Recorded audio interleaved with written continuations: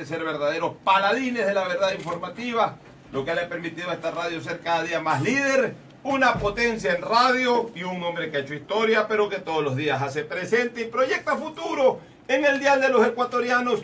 Este es su programa matinal, La Hora del Pocho, del sistema de emisoras Atalaya, de este día de las dos canillas, 11 de abril del año 2018, y que como todos los días se complace en presentar a su comentarista adjunto, Fernando Flores Marín Ferfloma, que ya va a saludar al país mientras nosotros prendemos todas las antenas para esa rueda de prensa que se estaría dando en el 911 de Quito y que estaría pronunciándose sobre una noticia que no deja de ser preocupante en torno a la integridad física de los 3 periodistas secuestrados. Luego, o al inicio y por supuesto pues como tema de fondo de este programa, estaremos también entrevistando en vivo y en directo al prefecto de la provincia del Guayas y líder del Movimiento Nacional Centro Democrático, Jimmy Jairala Balaza. Pero antes, el saludo de Fernando Flores Marín Ferfloma al país. Fernando, buenos días. Buenos días con todo, buenos días, Pocho. Efectivamente tenemos esta noticia que esperamos que sea desmentida o confirmada en la rueda de prensa que va a dar el gobierno en pocos momentos. Es preocupante, pero esperemos para saber exactamente de voz oficial. Esperemos de voz oficial conocer exactamente cuál es la situación de los periodistas secuestrados. Perfecto, ya habíamos anunciado y lo volvemos a hacer. Está con nosotros Jimmy Jairala Balaza en una entrevista a fondo de muchas cosas, pero primero tu reacción, Jimmy, sobre esta preocupante noticia que es simplemente rumor hasta el momento, pero que ya ahorita genera una rueda de prensa o en cualquier momento una rueda de prensa del gobierno para anunciar sobre la integridad física de estos 3 periodistas del comercio. Primero un saludo a los oyentes, entre otros a los taxistas que están escuchando este programa, que son muchísimos, y comparto la misma preocupación con ustedes. Espero, como ustedes, que la noticia sea desmentida, ojalá.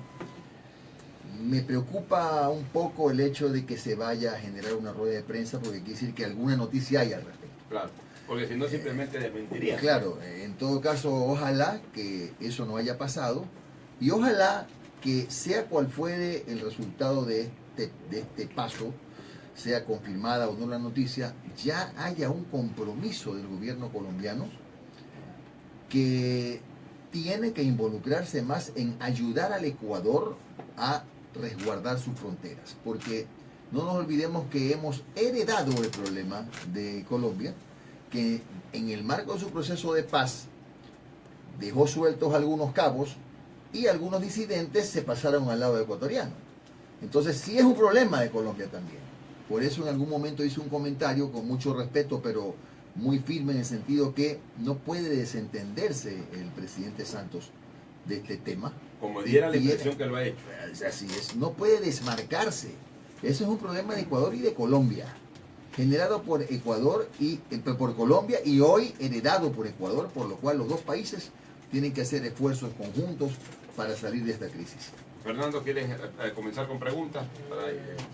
Bueno, quería hacer un comentario adicional claro. a lo que acaba de decir Jimmy, que es referente a que nosotros hemos prestado nuestro país incluso para conversaciones de paz. Exactamente. Entre el gobierno colombiano y la guerrilla que todavía sigue vigente, como es el ELN. Exacto. Y sin embargo tomamos con este problema y el gobierno colombiano no da la colaboración que debería de dar. Incluso no está siendo recíproco en eso. Incluso se habla de que estos 3 periodistas ecuatorianos están secuestrados en tierra colombiana. ¿Dónde está la inteligencia de Colombia? ¿Dónde están las Fuerzas Armadas colombianas? O sea, nosotros estamos hasta pecando, mira lo que digo, y sin el ánimo de criticar, sino simplemente estamos hasta pecando de delicados, de no meter nuestra gente ahí, como ellos sí la metieron en Angostura. Yo he dicho incluso, Pocho y Fernando, que Ecuador debería retirarse de esa mediación de las conversaciones de paz, que como lo dijo Fernando, efectivamente se están dando aquí, hasta que o mientras no exista un compromiso formal del gobierno de Colombia de involucrarse en buscar solucionar este problema, y una parte es mejorando las medidas de seguridad en la frontera. Y yo te diría, Jimmy, ya retirarse, ya sabes que Colombia resuelva su problema solo, o si lo quiere resolver con varios países, pero uno solo. Nosotros como ecuatorianos asumimos tenemos que invitarlos, tenemos que prestar nuestro contingente, nuestros edificios, tantas cosas. Y cuando medio estamos en apuros, los colombianos no hacen nada, los guerrilleros nos hacen daño. Y entonces, ¿qué gana el Ecuador? O sea, hemos perdido, en lugar de haber ganado, o por lo menos estar en paz, tranquilos todos. Comienzan a recuperar la tranquilidad ellos y comenzamos a perderla nosotros. Sí, sí. Bueno, vamos con lo nacional. Este es un tema nacional, por supuesto, que interesa. Y no debo estar preocupado y esperando que en cualquier momento nos digan que ya estamos con la señal de la rueda de prensa. Pero bueno, igual hay que tratar otros temas. Plan económico. Hoy día amanecimos, bueno, ayer dormimos los ecuatorianos y amanecimos esta mañana con la información de que el gobierno ha decidido, entre otros planes de ahorro, fusionar entes públicos. 9 entes públicos se fusionan, entre ellos el Ministerio del Deporte con el de Educación, el de Minas y Electricidad con Hidrocarburos. Las 2 firmas petroleras serán una sola. Se espera ahorrar 1.000 millones con esta y otras medidas. O sea, el tan cacareado avance. Ya tenemos. Ahora sí, perdóname Jimmy, pero vamos inmediatamente con el señor César Navas, ministro del Interior. Adelante. Este supuesto comunicado que está circulando, si me permito hacer algunas precisiones que es importante que ustedes conozcan. Como fue dispuesto por el presidente de la República en realizar todas las acciones que nos permitan el retorno de nuestros 3 compatriotas sanos y salvos, queremos desmentir que de parte del Ecuador, de nuestras Fuerzas Armadas, de nuestra Policía Nacional, se hayan realizado operaciones ofensivas en la zona. Lo que sí está claro que hemos realizado operaciones de control permanente en la zona, pero no así operaciones ofensivas. Y del mismo modo, una vez que conocimos del secuestro, pedimos a las autoridades colombianas que no se ejecuten operaciones que comprometan la integridad de los 3 compatriotas que se encuentran secuestrados. Queremos reiterar el pedido a ustedes, a los medios de comunicación, tanto nacionales como extranjeros, y a través de ustedes, a la ciudadanía, que nos rijamos a través de los canales oficiales de información, a través de la información que va a salir por medio de la Secretaría de Comunicaciones o de las vocerías oficiales, para que no tengamos ninguna interferencia en los procesos que todavía se llevan a cabo y se ejecutan por parte de las unidades especializadas de la Policía Nacional en tratar el secuestro. Esto es lo que tenemos por lo pronto para informar a ustedes. Ahí también, no sé, voy a referirme a un hecho que también es importante que ustedes lo conozcan, que desmiente ese supuesto comunicado. Habla de que una persona está en 2 meses en proceso de negociación. El secuestro fue hace 16 días. Entonces hay ciertas incoherencias en esa información y eso es lo que nosotros hemos venido en este momento a informar. Y decirles que apenas tengamos confirmaciones de la información o del contenido de ese supuesto comunicado emitido por el Frente Oliver Sinisterra, nosotros llamaremos a los medios de comunicación o a través de la SECOM se informará oportunamente. Bueno, muchas gracias. Gracias. Vamos, Isaí. Más incertidumbre deja la intervención del ministro del Interior. O sea, lo que ha hecho es aclarar, porque sí es verdad, yo alcancé a leer ese comunicado, ese supuesto comunicado de este grupo guerrillero, y sí tiene esa acusación que él desmiente de que ha habido operativos militares conjuntamente con el Ministerio del Interior de Colombia en esa zona, que la está desmintiendo. Y también es verdad que habla de que justo a esta hora se cumplen 2 meses de negociaciones con un señor Maldonado, porque nombran a un señor Maldonado que no sé quién sea. Pero es real, el secuestro fue hace 16 días, no hace 2 meses. O sea, sí hay una incoherencia en ese comunicado y creo que es lo que tratan de... Claro, pero en todo caso tampoco tiene la certeza de que no tiene la certeza, exacto. No. Bueno, esperemos, Dios quiera, volvemos a repetir de que no ocurra en absoluto nada malo para la integridad física de estos 3 periodistas y colegas y compatriotas ecuatorianos. Volviendo al tema, estábamos hablando de que se han tomado estas medidas y yo te decía que la tan cacareada posición esta de que el país avanzaba, del modernismo y todo, quedó ahí simplemente y hemos vuelto al pasado. ¿En qué sentido? De que muchos ministerios que se abrieron, que se independizaron, nuevamente se están concentrando en uno solo. Y entonces esto quiere decir que bajo el nuevo criterio del presidente Lenín Moreno, lo de muchos años atrás no era tan malo como se decía. Bueno, por lo menos yo lo tomo como una medida de austeridad para reducir gastos, ¿no? Porque recordemos que cuando empezó el gobierno del expresidente Correa, creo que había 14 ministerios y terminaron como en 36. Ahora se está produciendo una fusión, una reducción que, por ejemplo, funciona así, ¿no? El Ministerio de Deportes y el Ministerio de Educación no pueden tener 2 unidades de talento humano, por ejemplo. Tienen que fusionarse en una, no pueden tener ya 2 direcciones financieras, no solamente una. Entonces, sí, efectivamente, se produce un ahorro y de pronto, en algunos de los casos que han sido detectados por el gobierno, asumo yo, se ha advertido la duplicidad de esfuerzo para conseguir el mismo propósito.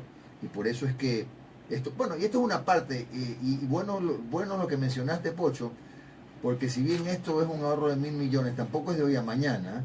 Todo lo que ha anunciado el gobierno y que recién lo están explicando los ministros es hasta el 2021. Hasta el 2021.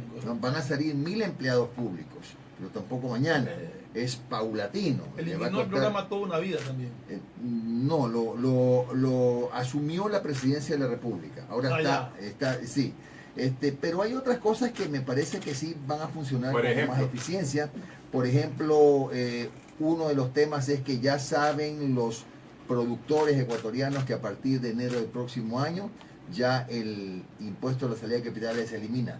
Ya por lo menos hay una certeza. Esa es una buena certeza. Hay cosas que tienen que explicarse, por ejemplo.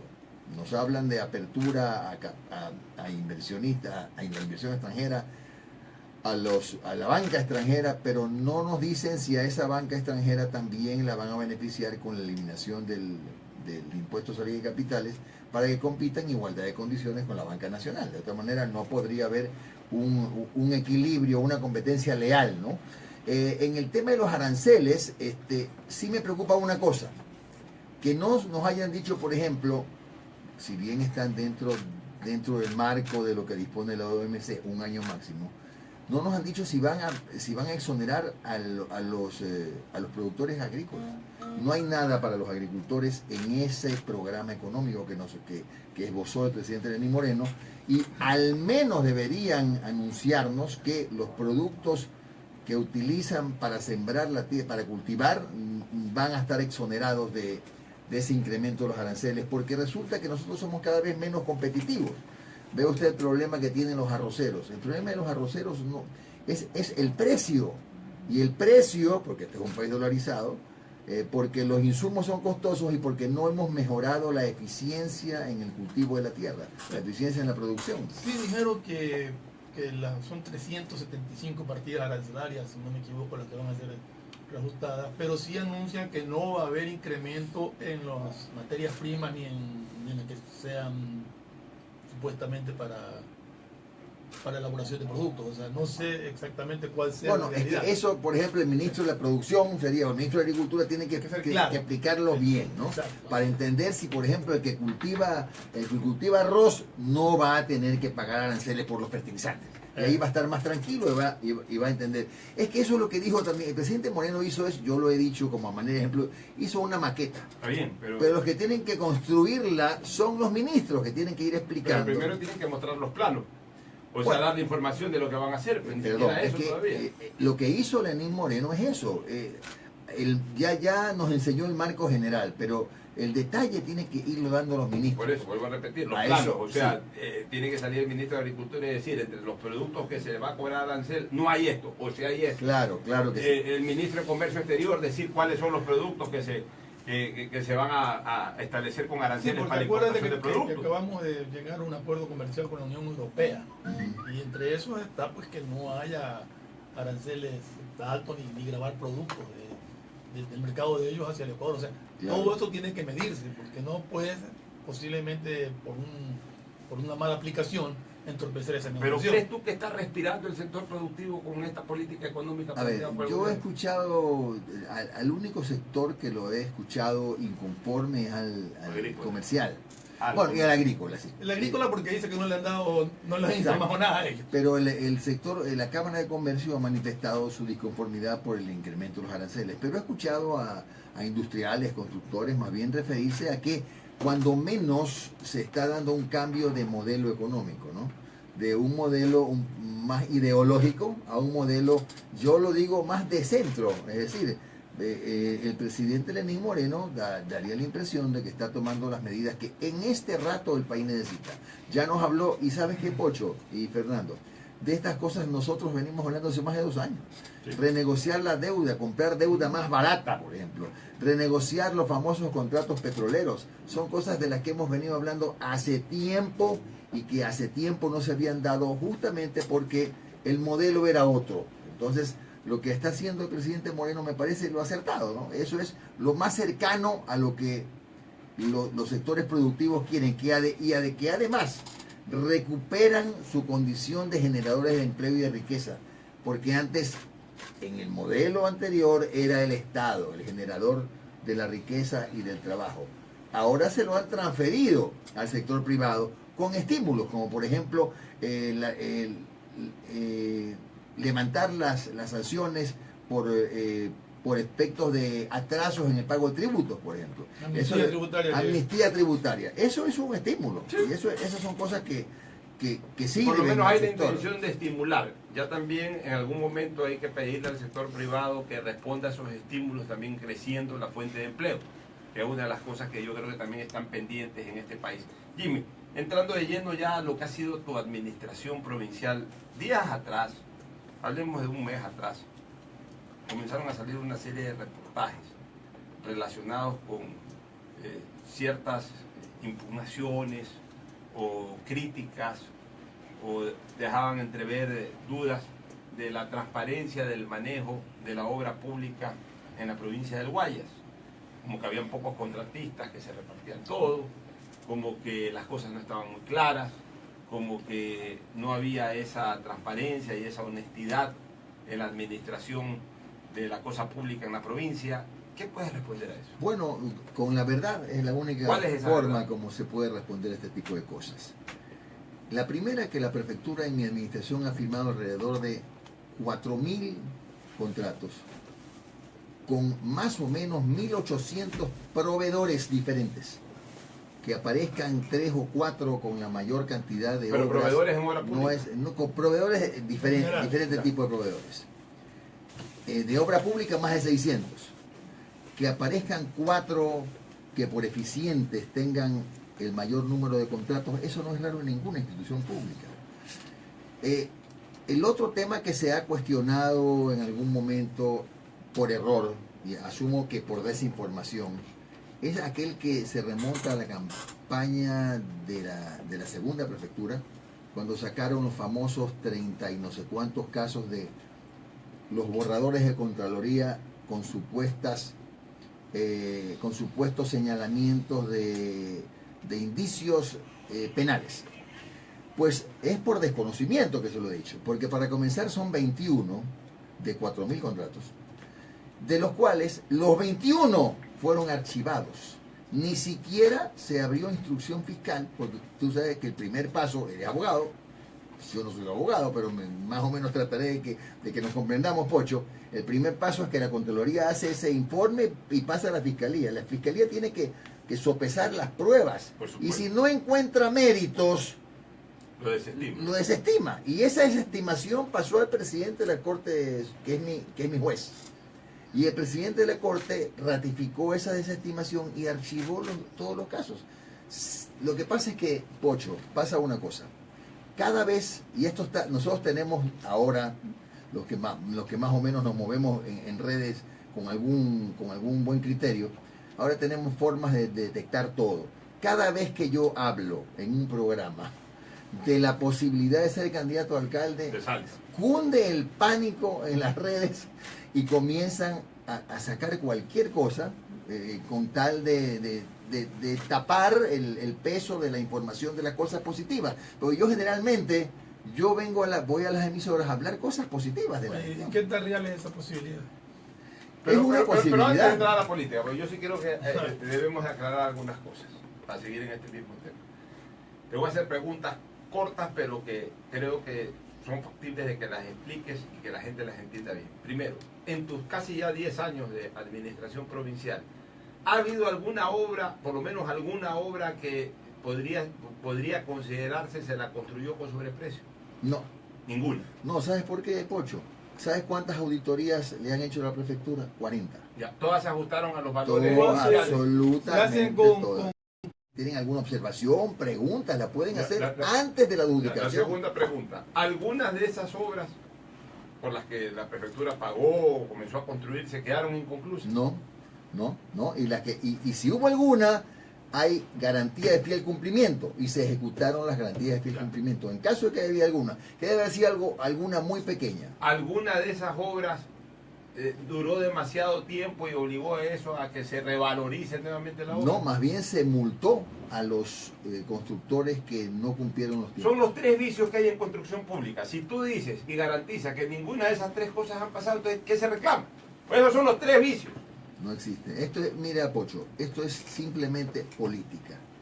Cuando hay un ciudadano que aspira como una opción, una dignidad, inmediatamente quienes lo ven como un estorbo en su propio crecimiento en la provincia aparecen con estos calentados, porque son calentados. Me ¿no? están pidiendo esos calentados, esos arroz con menestra y carne frita del día anterior.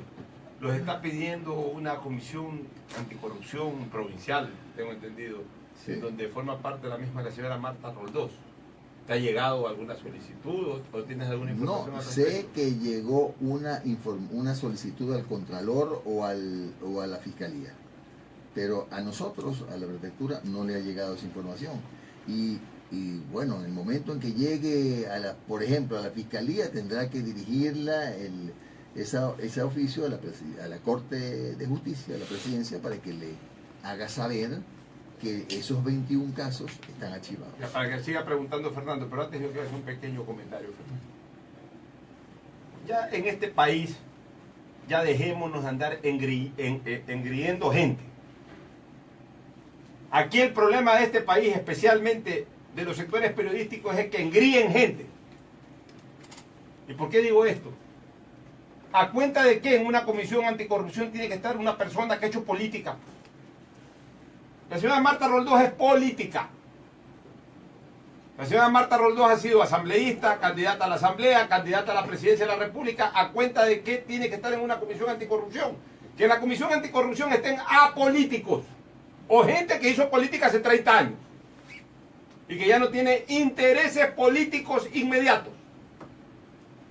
Aquí cualquiera que simpatiza con 4 periodistas se convierte como en un referente moral y entonces se marca aquí una diferencia de los políticos honestos, los amigos de 4 periodistas o las amigas de 4 periodistas y deshonestos el resto. O sea, yo también puedo decir que quiero estar en una comisión anticorrupción, pues. A mí no se me atrevería a decir de que quiero estar en una comisión anticorrupción porque yo he sido político y tengo un movimiento político. ¿Por qué aquí alguna persona que en un momento determinado pierde espacio o trascendencia política, de repente se quiere convertir en jueza de la moral pública? La señora es política. Nombren otra gente, si en este país hay muchísima gente con la suficiente solvencia moral y ética para formar parte de estas comisiones. ¿Por qué tienen que buscar a políticos, no a personas apolíticas, que es lo correcto, a personas apolíticas? En cambio buscan a personas políticas para que formen parte de estas entidades y obviamente van sesgados, con criterios sesgados políticos a actuar. Ese es el problema que pasa en este país. Y en eso sí tengo que decirlo, Fernando. Como que comenzamos a regresar a ese pasado en donde 4 o 5 medios de comunicación comienzan a marcar la conducta nacional. Y tampoco es así. Así como perseguimos en un momento la persecución que se hacían a los medios periodísticos, también dejémonos de cosas. tampoco son los rectores de la conducta nacional, sino simplemente los informadores de la conducta nacional. Fernando, ahora sí, si quieres comentar o hacer preguntas. No, yo quiero... Hay un tema que a mí siempre me ha mantenido preocupado y cada vez que he tenido la oportunidad de hablar contigo lo toco y lo voy a tocar nuevamente. El dragado del río. Bueno, sé que ya llegaron a un acuerdo con la Armada. Felizmente, luego de algunos intentos, de 3 intentos, por medio de la vía del régimen especial, conseguimos salir exitosamente de ese proceso. Ya fue notificada la Armada y, si no me equivoco, el 17 o 18 ya vamos a proceder a la firma del contrato. Hay dos cosas perdón que te interrumpa, hay dos cosas que quería tocarte referente a la Armada. Una, que la Armada no tiene draga, o sea, recién va a contratar. No, la draga ya está lista, está en Holanda y es nueva. Está en el momento pero en que la recibe compra el anticipo. con el anticipo que recibe. Bueno, obviamente, sí, Con claro. eso lo va a comprar. Es que son dragas que ni siquiera la Armada aquí nunca ha tenido una draga de esas. Ok.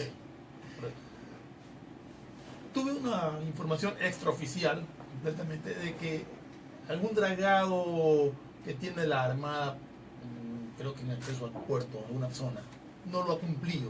O sea, ¿tú conoces algo de eso? No, si lo conociera, lo comentara, pero ya si la Armada Nacional no sabe dragar, ¿quién sabe? No, digo que no sepa dragar, yo lo sé, pero no lo he escuchado. Incluso entonces el municipio les ha encargado la construcción de los nuevos muelles, etcétera, etcétera, ¿no? Sí, les ha encargado la pero en construcción todo de muelles. caso, volviendo al tema que es lo más importante, se firmó el contrato. ¿Para cuándo se empieza esto? Porque cada vez veo más playa y yo. Sí, y es un problema, y ya voy a explicarles, Fernando, por qué no se podía perder más tiempo antes de pasar a la pregunta concreta. En este momento, si nosotros nos ponemos en la puntilla o en el malecón, vemos que en marea baja hay una especie de playón, ¿verdad? Casi que uno puede pasar. Hay caminando hasta la puntilla. Bueno, y no por el puente precisamente. Pero por ahora no se ha producido ya el taponamiento que haga que todo el caudal fluya solamente por el lado derecho. Donde también hay... Si eso, claro, hay, si es que eso llega a pasar y el plazo que nos dieron los técnicos es 5 años, sin necesidad de que llueva, Guayaquil se inunda. Claro. Esa es la importancia del dragado. Entonces nosotros el 17 firmamos ya el contrato y a partir de ese momento empiezan a correr los 2 años. Lo primero que va a instalar la Armada son los ductos. 2 años es para terminar de dragar. 2 años para terminar. ¿Cuándo para empezar la draga? No, es que para nosotros empiezan a correr los días desde el momento que se firma el contrato. ¿Cuándo se va a firmar? Repite, ¿cuándo se va a firmar el contrato? El 17 o 18 ya lo firmamos. Pero, Abril. Sí. En el cronograma, una vez firmado el contrato, de acuerdo al cronograma, ¿cuándo empezaría el dragado? ¿Cuándo llegaría la draga? ¿Cuándo más o menos? La draga demora más o menos mes y medio en llegar. Pero la draga es lo último que va a empezar es lo último. Claro, primero hay que construir, primero hay que hacer las celdas, que se llaman así, las divisiones al lado del Peñón del Río para depositar en 300 hectáreas 4,5 millones de metros cúbicos de sedimento. Se construyen las celdas, al mismo tiempo la tubería para conducir el sedimento, y ahí recién empieza a trabajar la draga. Y esas 300 hectáreas son para algún plan habitacional. Son para el plan habitacional Casa para Todos, como se lo planteamos en su momento al gobierno nacional, y le corresponderá pues al gobierno pues asumirlo, puede ser incluso parcialmente, porque no es que hay que esperar a que esté rellenado el 100% de las 300 hectáreas, ¿no? Pueden empezar por 50 hectáreas y ya pueden comenzar a construir. Ya. O sea, ya estamos cerca de que prácticamente arranque formalmente. Al menos, mira, Pocho, al menos yo me puedo retirar habiendo cumplido algo que debió hacerse 50 años atrás. El dragado va de los 2 lados del islote, ¿no es cierto? Porque hacia Guayaquil también hay una parte que hay bastante... Sí, pero la mayor concentración está hacia la puntilla.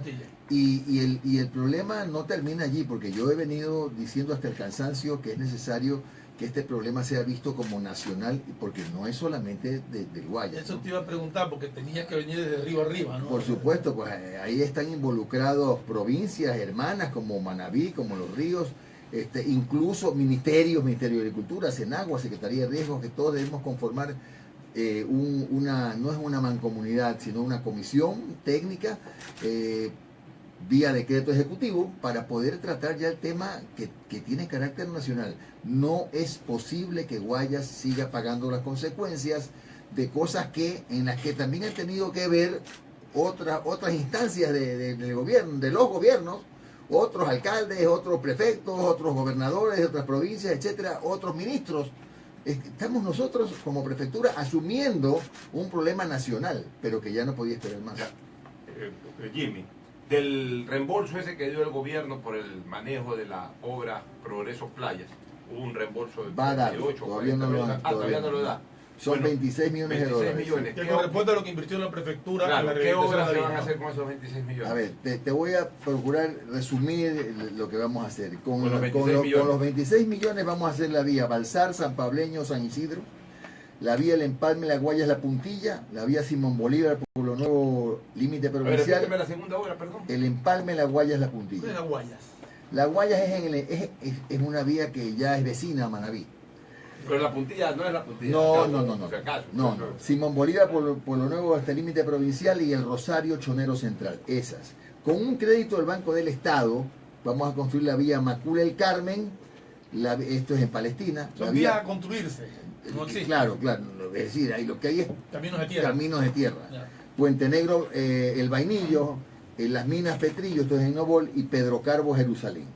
Y con un crédito del Banco Interamericano de Desarrollo ya estamos construyendo la primera fase de la Magro Boquerón en Daule, que incluye el Puente San Gabriel y la Virgen de Fátima Naranjal hasta el kilómetro 11, camino a Taura. Adicionalmente, ya está en el portal de compras públicas, está la contratación de 13 puentes Bailey, que van a servir mucho al campo. Con financiamiento privado vamos a hacer la Eugenia del Paraíso en Milagro y la Carrizal Mata de Plátano, que une Milagro con Simón Bolívar. ¿A qué se llama este Justamente iba a financiamiento preguntar lo privado? mismo. Bueno, subimos al portal de compras públicas procesos invitando a que el sector privado participe y financie la obra. O sea, pongan la plata y después van y van reembolsando. cobrando, sí. Esto lo hacen algunos municipios. Y a mí me parece que es lo más idóneo. Y hay gente que sí participa. ¿Cuántos kilómetros de carretera aproximadamente estamos hablando en todas estas obras que estás mencionando? A ver, caramba, en estas obras no sé si estaremos, serán unos 30, un poco más, 30 o más de 30 kilómetros. Pero además estamos haciendo el malecón de playas. Estamos construyendo en este rato el acceso a Tenguel. ¿El malecón de playas qué implica? Porque hay alguna zona que tengo entendido que ha sido tomada por los vendedores ambulantes. Eso ya es un tema que efectivamente le corresponde al municipio colaborar porque es un tema ya urbano. Claro. Nosotros lo que vamos a hacer es construir un malecón ¿Desde dónde? ¿Desde el precioso. Humboldt Desde el hasta la Humboldt gaviota? hasta O más allá de la gaviota. hasta el estero. Como El estero está justo sí, antes de llegar a la gaviota. exactamente. Ya. Pero además de ese malecón, estamos construyendo el acceso a Tenguel.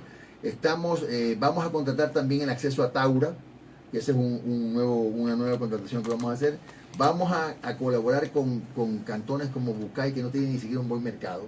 Vamos a trabajar con el municipio, con el mercado de Bucay, en el mercado de la playa de Salitre.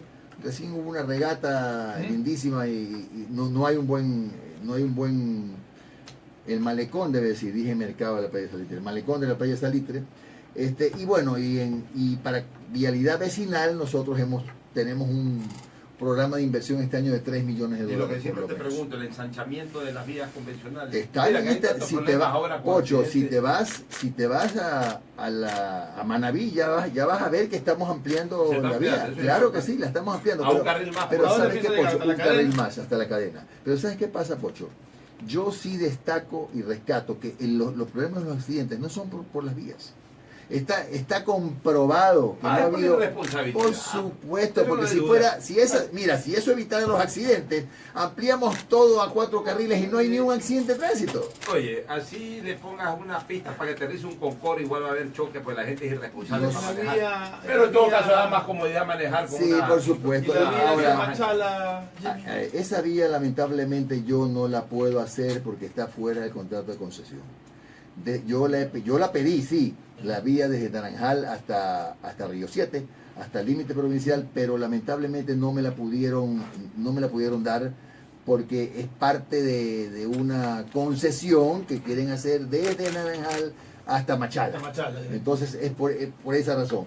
Pero en cuanto al tema de la vía, yo tenía por aquí, bueno, en algún lado una estadística que revela que realmente el 0.2% de los accidentes de tránsito tienen que ver con el mal estado de las vías en Guayas.